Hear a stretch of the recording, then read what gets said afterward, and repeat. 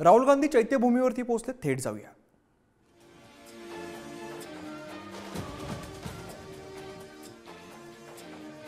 राहुल गांधी नुकतेच चैत्यभूमीवरती आता पोहोचलेले आहेत। भारत जोडो न्याय यात्रा ही मुंबईमध्ये पोहोचलेली आणि आज राहुल गांधी आता चैत्यभूमीवरती दाखल होत आहेत। उद्या राहुल गांधी यांची भव्य अशी सभा सुद्धा पार पडणार आहे। उद्या सकाळी 8:30 वाजता ते त्यांची पदयात्रा सुद्धा असणार आहे। अधिक माहितीसाठी आमचे प्रतिनिधी श्रेयस सावंत आपल्या सोबत आहेत। श्रेयस, राहुल गांधी चैत्यभूमीवरती पोहोचलेले आहेत, नेमका कसा कार्यक्रम असणार आहे? राहुल गांधी आताच चैत्यभूमीला पोहोचले आहेत। त्यांच्यासोबत प्रियंका गांधी सुद्धा आहेत। काँग्रेसचे जे मोठे मोठे नेते आहेत ते सगळे आता इथं चैत्यभूमीवर आहेत। थोड्याच वेळात पूर्वी खऱ्या अर्थानं आपण बघितलं की तर राहुल गांधी धारावीचा रोड शो ते करून ते खऱ्या अर्थानं आता दादरच्या चैत्यभूमीला आले आहेत। ते आताच आपण बघतो तर चैत्यभूमीच्या आत गेलेत। थोड्याच वेळात ते बाहेर येतील आणि खऱ्या अर्थानं बाकी काँग्रेसच्या नेत्यांसोबत ते प्रीएम्बलचं वाचन होणार आहे। त्याच्यानंतर इथं लाईट शो सुद्धा होणार आहे। त्यात कॉन्स्टिट्यूशन, आपला भारत देश, आपली डेमोक्रेसी हे संपूर्ण गोष्ट इथे या एका लाईट शो मध्ये सुद्धा दाखवण्यात येणार आहे। उद्याचं म्हणाल तर उद्या एक रोड शो देखील ठेवण्यात आलाय, ज्याच्यात खऱ्या अर्थानं राहुल गांधी मणिभवन ते खऱ्या अर्थानं ऑगस्ट क्रांती मैदान पर्यंत ते चालणार आहेत आणि त्याच्यानंतर संध्याकाळी शिवाजी पार्क वर ती भव्य सभा होणार आहे असं आता सांगण्यात येत आहे। अमित, आपण बघू शकतो की संजय निरुपम असो, काँग्रेसचे जे मोठे नेते असो ते सगळीकडे आलेत। सतीश पाटील असो, त्यासोबतच राजस्थानचे माजी मुख्यमंत्री अशोक सिंग गेहलोत सुद्धा इथं पोहोचलेत।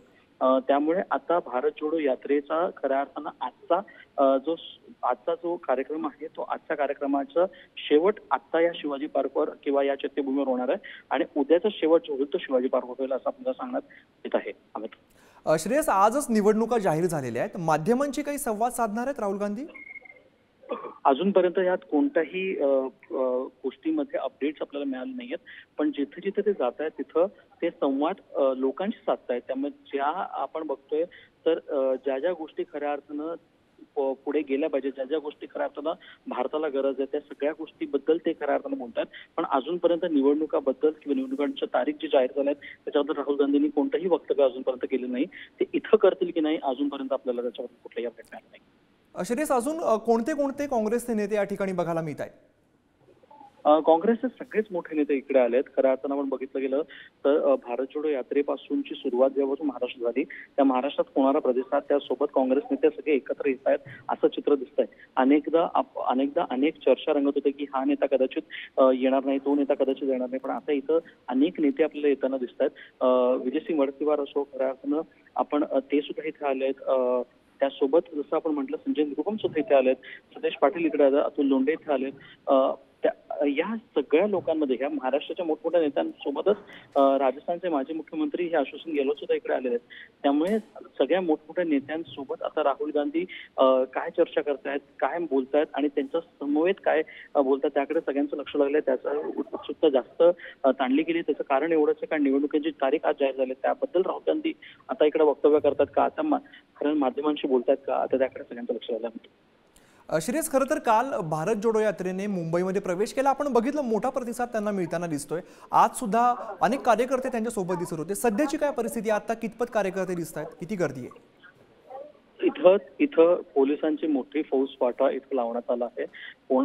कुठल्याच कार्यकर्त्यांना किंवा कुठल्याच सर्वसामान्य लोकांना खऱ्या अर्थानं सिक्युरिटी रिझन्सच्या कारणाने चैत्यभूमीची आत एंट्री नाही दिली आहे। आपण बघतो तर माध्यमांचेही प्रत्येक माध्यमांचा फक्त एक प्रतिनिधी यांना आत असं सोडण्यात आलंय। त्याच्यामुळे एक क्लोज डोअर जो कार्यक्रम असतो तो आता इथं दिसून येतोय।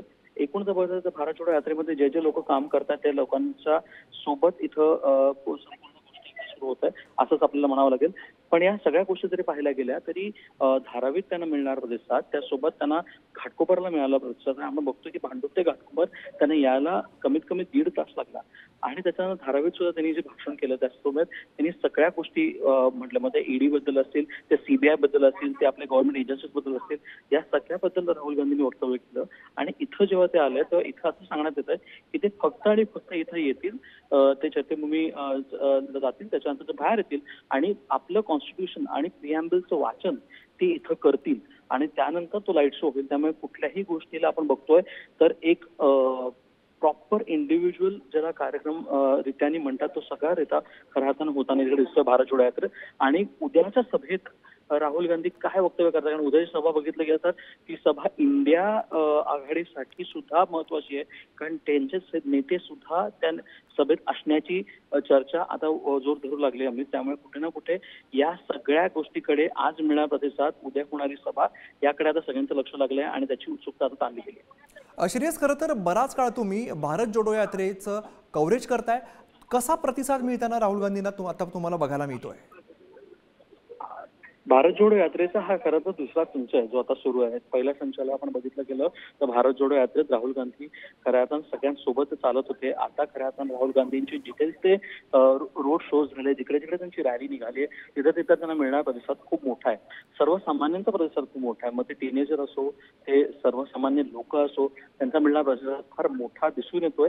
आज जेव्हा ते मुंबईत एंटर झाले, खरं तर आपण म्हणतो तर ठाण्यापासून त्यांचा प्रतिसादाला ही सुरुवात झाली होती. ठाणा चकनाकाला जेव्हा ते आले, त्याच्यानंतर जेव्हा ते मुंबईच्या वेशात आले आणि त्याच्यानंतर जे गोष्टी घडत राहिल्या, त्याच्यानंतर जे त्यांना प्रतिसाद मिळू लागला, हा खरं तर मोठा प्रतिसाद म्हणावाच लागेल आपल्याला. कारण जो कार्यक्रम देखील आपण पाहिलेला, कार्यक्रमाचे टायमिंग देखील पाहिलेले, त्याचे 2-2, 3-3 तास त्यांना तिथंच थांबवण्यात आलं. तिथंच त्यांच्याशी लोक बोलत होती, चर्चा करत होती, लोक त्यांना भेटायला येत होती. हे जरी बघितलं गेलं तर आता हा मोठा प्रतिसाद म्हणावा लागेल अमित, कारण तो प्रतिसाद आता इथं चैत्यभूमीवर खरं आपला जरी तो शांतपणे दिसत असेल, कारण हा फक्त नेत्यांसाठी आणि भारत जोडो यात्रेचे जे लोक, जे पदाधिकारी आहेत त्यांसाठीच हा खऱ्या अर्थानं कार्यक्रम आहे. कारण ते बाकीची सगळी लोक जी आहेत ती चैत्यभूमीच्या बाहेर म्हणजे शिवाजी पार्क रस्त्यांवर आहेत आणि तिथं गर्दी करून आहेत असं म्हणण्यात येत आहे. ते तसं चित्र दिसत आहे. त्यामुळे मोठा प्रतिसाद मिळाला हे आपल्याला सांगावंच लागतं. निश्चित श्रेयस, धन्यवाद या सगळ्या माहितीसाठी. वेळोवेळी अपडेट्स घेत राहू.